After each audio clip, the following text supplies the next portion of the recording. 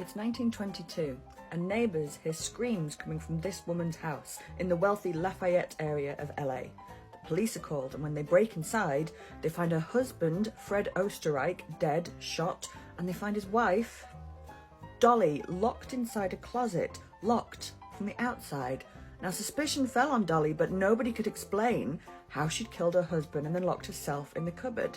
And if I gave you 100 guesses, you would never guess how it happened either.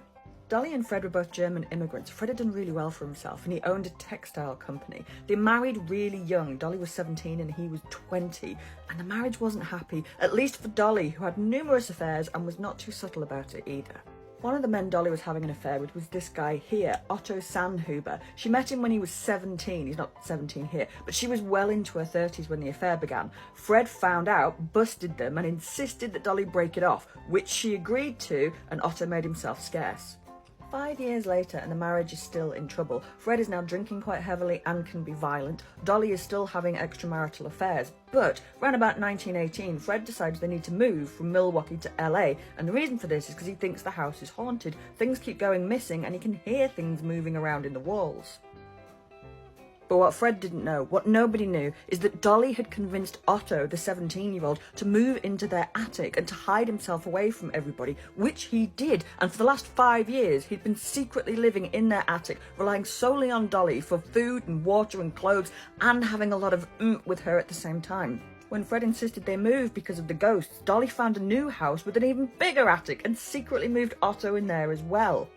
On the night of the 22nd of August 1922, a violent fight broke out between Fred and Dolly. Otto, hiding in the attic but hearing his lover was in danger, grabbed a .25 caliber rifle, ran downstairs and shot Fred 3 times. Fred died instantly, and then Dolly and Otto staged the scene to look like a botched burglary. They locked Dolly inside the closet, kept the key on the outside, Otto scarpered back upstairs to the attic, and then Dolly just screamed till the police turned up. The police were suspicious, but nobody could explain how she'd done it while locked in the cupboard. So Dolly inherited Fred's money and bought an even bigger house with a bigger attic where she continued to keep Otto for 10 years at this point. By 1923, things are starting to go wrong. The police briefly arrest Dolly, and so she has to ask her lawyer and her lover to go to the house to feed Otto while she's in the clink. The lawyer, whose name was Shapiro, was none too impressed and promptly threw Otto out and he legged it to Canada. In 1930, when Dolly and Shapiro broke up, he finally went to the police to spill the beans. Dolly and Otto were arrested. Otto, seen here with his new wife, was found guilty of manslaughter, but as the statute of limitations was up, he had to be released. Dolly was also acquitted of the crime, and she took up with a new lover and died a free woman in 1961. And that is how Dolly's husband died while she was locked in the cupboard.